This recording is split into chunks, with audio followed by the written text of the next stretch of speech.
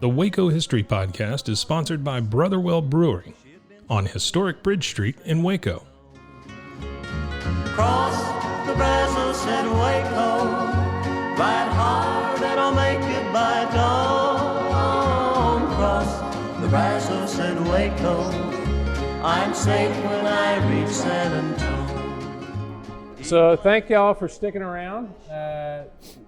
This is a live recording of the Waco History Podcast. My name is Stephen Sloan, and I am the host of the Waco History Podcast. And we're recording tonight at the opening of the People Who Made Dr. Pepper exhibit at the Dr. Pepper Museum in downtown Waco. So I've got two guests with me tonight to talk a little bit about the museum and the era in which the bottling room operated. And the first one is Bj Greaves. And so Bj, thanks for joining me. Absolutely. You can go back and listen. Bj was on a previous episode of the podcast talking about the Dr. Pepper company when I was a kid. Well, you did the interview with me talking about that, but Milton Scott. Milton Scott, I do remember that. You're right, in the park. That's right. We did a recording in the park. But we've had Bj here tonight because Bj, I don't know if you remember when we were reading names earlier, we read names of all those that worked at the Dr. Pepper Museum or those that we could identify. And one name we read that was not in my voice but Bj's was William T. Bill Greaves. And so let's start by you telling us who William Greaves was. Yeah. That was my dad.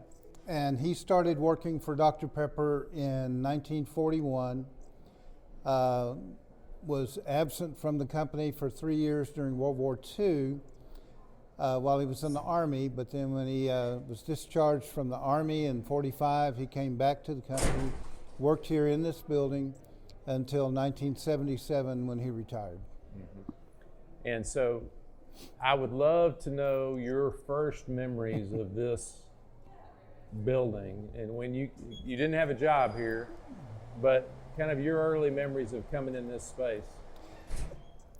Let me say this first. When I was about 8 years old, I was making these life decisions of what I wanted to be when I grew up, and I had sort of narrowed it down to being a preacher or being an architect. And my mom and dad were in the kitchen of the little house we lived in. Dad was reading the paper at the kitchen table. Mom was at the sink doing something. And I came in and told my mom, I think I would like to be a preacher. And she said, that's really good. That's great. You know, you have to learn Greek. And I was like, wait, what? No. And so I thought, well, okay. I think I'd like to be an architect. And she said, that's great. You realize you have to learn algebra. And I thought, man, this is getting worse by the minute. And I asked her, I said, is there something I can do where I don't have to learn anything? And my dad, sitting at the kitchen table, said, you can work for Dr. Pepper. My first memory of this building, and as far as I know, it's the first time I set foot in this building, and this is going to sound really odd to you, was on Monday, August 22nd, 1955. I was 4 years old. I was within 3 months of my 5th birthday. My younger sister was born on August 21st, 1955, on a Sunday. And so Dad had taken the Monday off because he needed to babysit me and my older sister while Mom was in the hospital. But I don't know why, but Dad brought me and came to the building. We came in the front door, and a bunch of the people working here in the office area, including the man who was the manager at the time, whose name I just cannot remember right now, came out. I remember them shaking his hand, patting him on the back. Like I said, I was a little over 4 years old, so I wasn't sure what was going on. But the man who was manager was an older gentleman, and I remember him sort of bending way down and shaking my hand and just introducing himself to me. The other thing I remember about the building, about the office area, was on the wall, it was covered in these plaques that were per capita awards that they had won year after year after year within the company. And the little award was a wooden plaque, but it had a little brass or bronze sculpture of a little baby wearing a Dr. Pepper hat, holding a Dr. Pepper bottle. And they were all the same, but they had dates on them. And I remember asking my dad, what was that? And he explained it to me, although I don't know the 4-year-old understands what a per capita award might be, but he did his best. That was the first time I was in the building. Then he was a route salesman at that time. So he drove a route, delivered Dr. Pepper. His routes were out in the country generally, throughout Central Texas. He often said that was the best job he ever had, because you're just out there by yourself. You're kind of your own boss. You're making, developing relationships on behalf of the company with store owners, grocery store owners, gas station owners, any place that he could sell Dr. Pepper. And then he got promoted up through to, I think, assistant sales manager and sales manager. And while he was sales manager, the man, Chester Harris, who was the manager at that time, passed away. And then Dad was promoted into that role where he served until he retired. But we would come up on Sunday afternoon, he and I, and the sales room was this room right to our right here.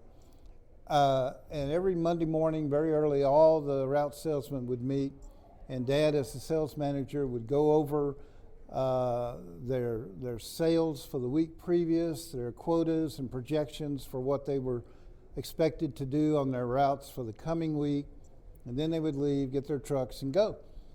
There's a chalkboard high up on the wall in that room that's kind of pre-lined and pre-printed with different information, but all the handwritten information in that chalkboard is Dad's handwriting. The names of the individual route salesmen, they're still there, and some of the numbers of what they were expected to do. So while he was doing that, and the route salesman sat in these little desks, like you sit in a school with the desk and the arm. While he would do that, I would sit there and draw. And he would give me these receipt books that I could draw on. They were pre-printed. They had a white copy, a yellow copy, maybe a pink copy, and some carbon paper in between. And then the route salesman would fill out the ticket when he delivered the Dr. Pepper to wherever it was going. And one of the tickets would go to the customer, and the other two would come back to the office. And but the back side of those sheets were blank, and the primo sheets in the ticket book were the white ones. So I would draw pictures on the back of the white ones. In fact, my wife found the other day a picture I had drawn for my grandmother at Christmas. Apparently, it was Santa Claus and a sleigh and whatever. But I would draw until I got bored, and then I would go play in the building. And Dad always said, "You can go, it's okay, don't go up on the third floor." I don't really know why I wasn't allowed to go on the third floor, except I was probably out of earshot if he was going to holler at me for something. And he said, "Don't turn anything on, don't touch anything."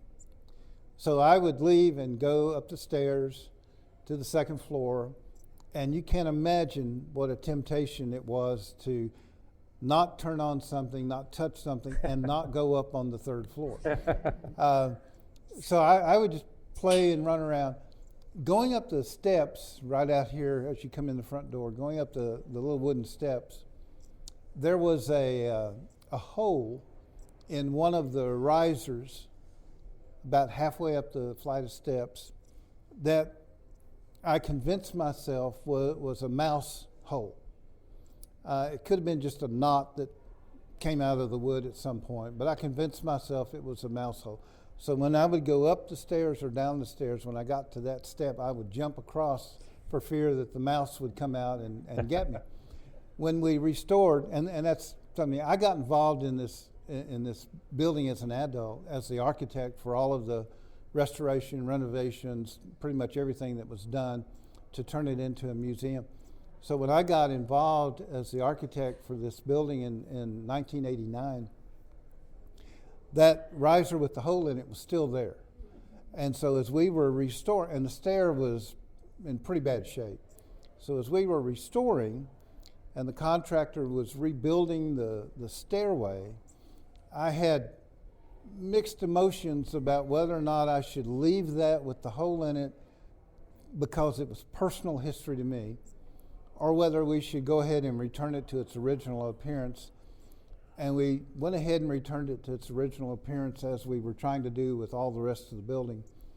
And it's one of the real regrets in life that I have, that we didn't keep that mouse hole just because of all the memories it meant to me. But I would play in the building.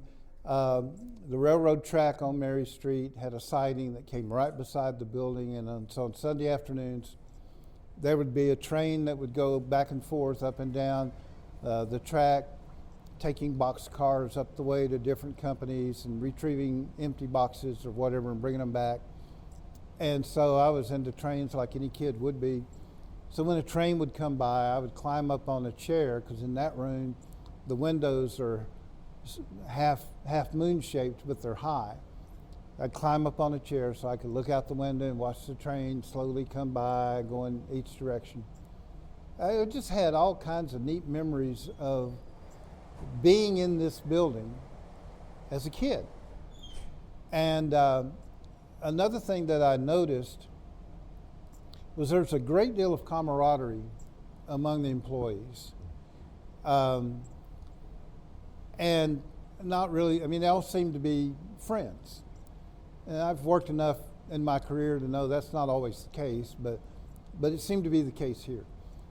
And the one thing, thinking back on it, that I sort of attribute that to, the majority of these men were all about the same age.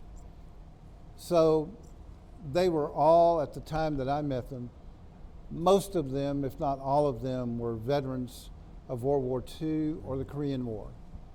And as veterans, they had within their units developed a strong bond with their fellow soldiers.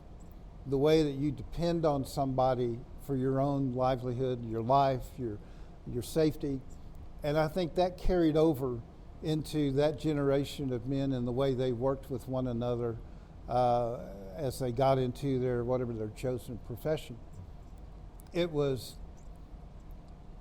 very common then, and unfortunately very uncommon now, for somebody to start in a job, in a profession, and stay there for their whole career at the same place. And a lot of these men did. 'Cause I grew up and got to relate to them as an older child, as an older adolescent, as an adult, the ones that were still here. And you don't really see that nowadays. But you just had a sense of family when you were here among the guys that worked here. Well, I want to thank BJ for just giving us an idea of what it was like. I mean, his from 4 to throughout your professional career has been attached to this building. And so I appreciate you coming Absolutely. and sharing some of that with us. So let's Thank thank you. BJ. Yeah. Thank you. All right. So I'm going to invite my second guest over. Well, there you go. All right, there we go. Mr. Griggs, if you'll come join me over here. So my second guest tonight, again, we are here for the people who made Dr. Pepper, the opening of the new exhibit at the Dr. Pepper Museum. And this is Mr. Harvey Griggs. We are fortunate to have him with us tonight. And Mr. Griggs, I interviewed, about 18 months ago. He did not, he's had some Dr. Pepper. You drank a Dr. Pepper. He has never worked at Dr. Pepper. Right. But he's here to help us understand kind of working at an industrial place during this period where Dr. Pepper was operating. Mr. Griggs is from West. Right. Yeah, 8 kids in the No. Griggs family, right? 8 kids? Yeah. 8 kids in the Griggs family. And so if you would start and tell us about your first job in Waco. There's a lot of stories you could tell, but let's start with working in Waco and your first job you had. Okay. Yeah. The first job I had here in Waco was at the oil mill. Uh-huh. You know, So I the worked cottonseed oil, Right. Cottonseed oil mill. Yeah. You know it is the silos, but it's the cottonseed It's oil mill. cottonseed, right. Yeah. In fact, when they build the silos, and I think my daughter, somebody asked me, she said, "You want to go down to Magnolia?" I said, "No, I know every place. Been all over that silo. Ain't nothing I want to see." But Anyway, that was the first job, working in the seed room. Uh-huh. And down there, it was just blacks. Only white was in the office. Uh-huh. 2 driving trucks. But anyway, and it was a seasonal job. So come around Christmas time or the first of the year, cotton alls would be over with, did everything, so they would shut the oil mill down. Then they would get it prepared, some of them would stay there and work and get it prepared ready for the next year. So come January, they saying, okay, we're gonna be shutting down within a, so I got to find me another job. Yeah. So I went out to the glass plant, they were not hiring. Come back, so went out to the glass plant, so we're not hiring. And I went out and filled out another application, about 3 or 4 applications. And finally they called me, said, come out for an interview. I said, okay. Went out and stayed out there all day with the interview. They said, well, you can come to work tonight at 11 o'clock. Never had a job working at night. So I went out and they told me, the first thing they told me is, okay, you get 2 breaks and a lunch. 10 minutes, 2 10-minute break, 1 30-minute break. Not 10 and a half, not 11, but 10 minutes. Okay? So they had a cafeteria, full cafeteria. The way it was designed, counter. Then they had a little area in there. That's where the blacks were supposed to be. So there was 1965. Kind of a main area, and then there was kind of a room at the back. Right, Yeah. a little something like this here, but it probably wasn't that big. About 2 or 3 tables in there. So we coming from the warehouse up there. By the time we get there and get where we want, we had to turn around and come back because we got to be back at the truck at 10 minutes. So I can't exactly tell you how many steps, what it was from the warehouse to but anyway, 9.5 minutes we was back at the truck, because we just getting started. Now, like this gentleman, I'm gonna tell you something that happened to me when I started there. I started in January the 25th. That's wintertime. But it's mostly like today, kind of hot and warm. Uh-huh. So that night, I went to work with a coat just about this size. 2:30, it's snowing. It's snowing. Uh-huh. So now I'm there about 3 weeks now. So I'm sitting there, they're gonna come and tell us to go home in a few minutes, all this snow and everything. I'm cold, don't have a jacket to put on. So I asked one of the fellas that was already there, I said, when are they gonna come and tell us to go home? He looked at me and laughed. He said, this is 24/7. We don't shut down. Yeah, don't close. Yeah. Man, what have I gotten myself into? So getting back to the point, it was only in the warehouses where the majority was all the blacks were. They wasn't up in the front. They wasn't on the bottle line. They wasn't on the mold shop. It was all in the warehouse. Uh-huh. So when we would, like I said, go to the restaurant up at a cafe, we had to be back 30 minutes. We had to be back, But while we back working, they're still in the office. Mm-hmm. This is where it was in 1965. So bouncing back, before then, you said up there, the sit-down has already happened. Uh-huh. After the sit-down, I comes up with an attitude. So I took my attitude into the glass plant with me. So he's talking about, when I interviewed Mr. Griggs, we were talking about sit-ins in Waco where they were sitting in and integrating Lunch counters and other space. Right. Yeah. You know, so, but me, now I'm got an attitude. Yeah. See, because I'm looking on the TV, you know, and I'm seeing all this there, you know, so I You get were an inspired. attitude. Yeah. So I get out to the glass plant. It's a whole different world now, you know, because in the glass plant, in the wire house, and then the rest of it, you know, we still segregated. Uh-huh. You know, now I'm talking, you know. So one of those men said, "Look, young man," said, "you don't know. So you better settle down." You know, he said, "Things is not what it is, and not what you think it is." You know. So I don't know if one of the questions you got to ask me, what you could ask me, but 39 and a half years later, I settled down because I had a family. Yeah. And when you got a family and trying to make a living for them, you take a whole lot. Yeah. You know.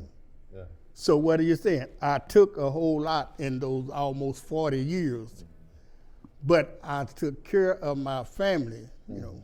Yeah. You know. Yeah. When you on the outside looking in, it looks different.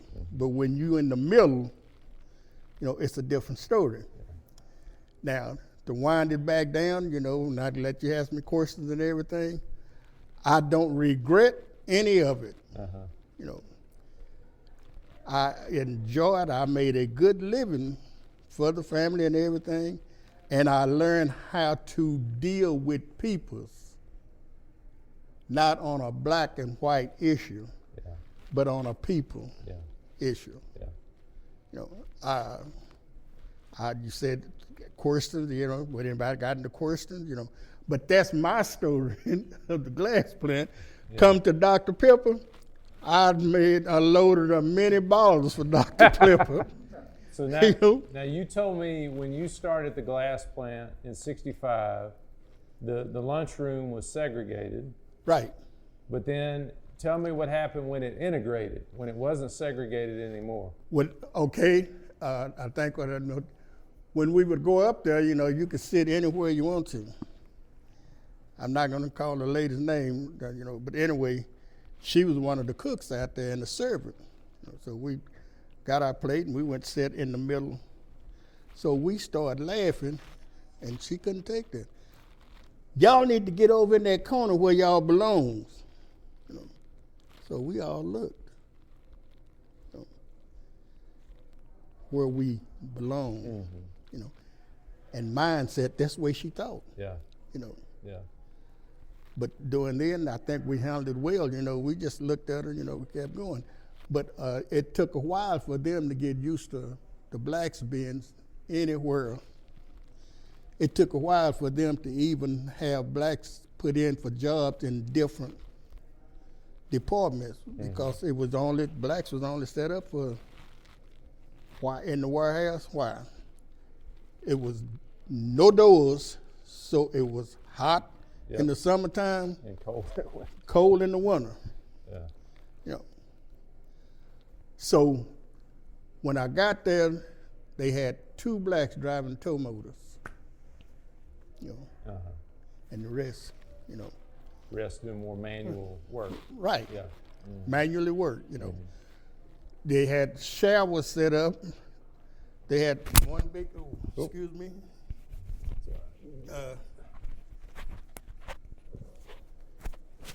It was one big unit, you know, and on the back, on one side was the shower for the white, and on the other side was the shower for the black. They couldn't even shower in the same, you know, couldn't even go to the same bathroom. Yeah.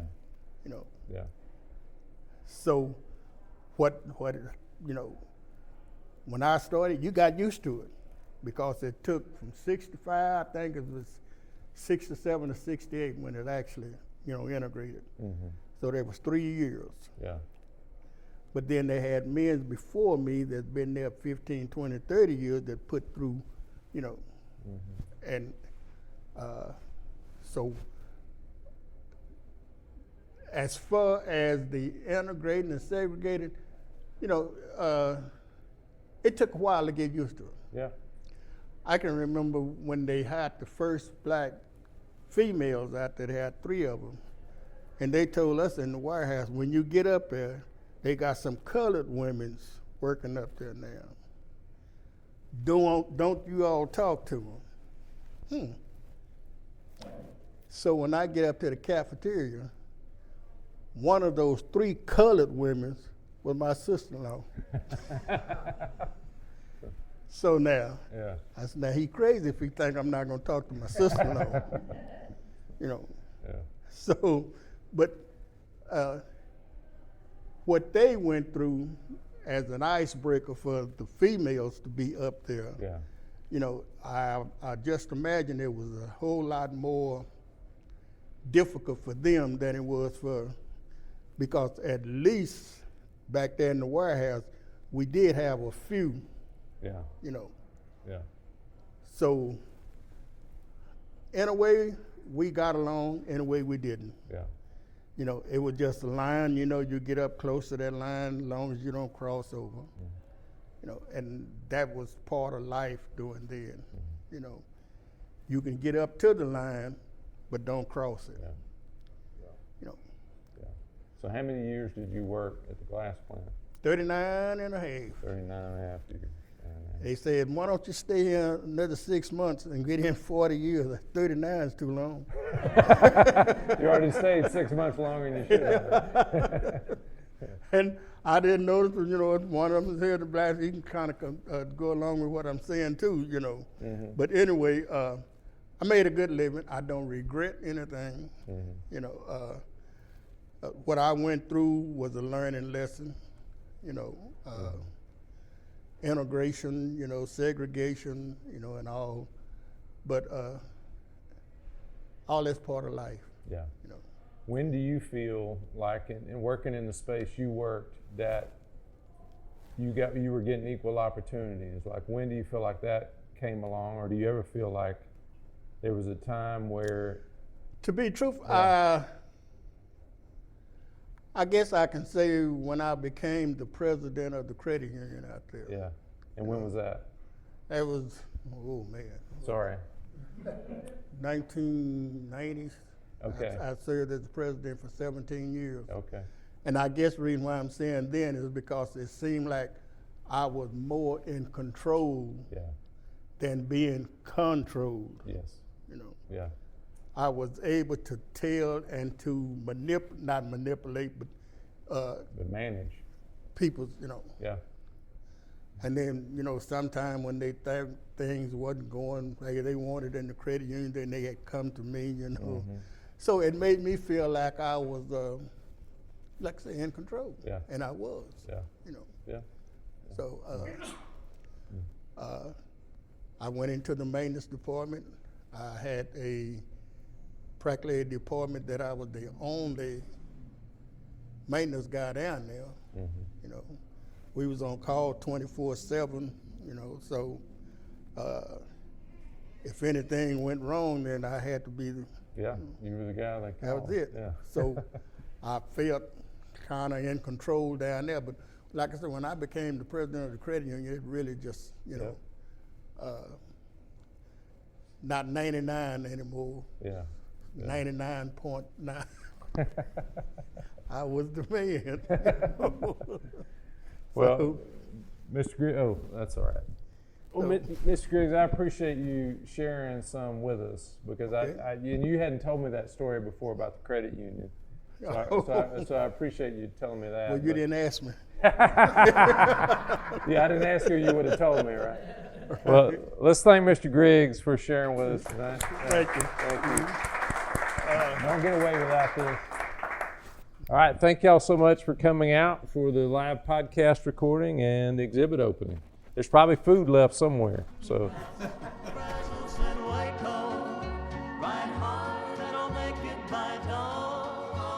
Thanks for listening to the Waco History Podcast. Like what you heard? Subscribe, rate, and review our show on iTunes so we can reach more listeners.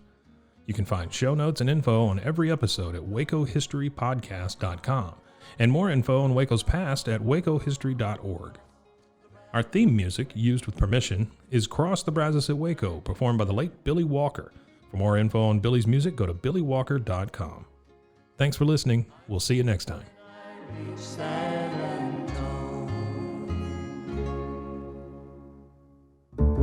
This has been a Rogue Media Network production.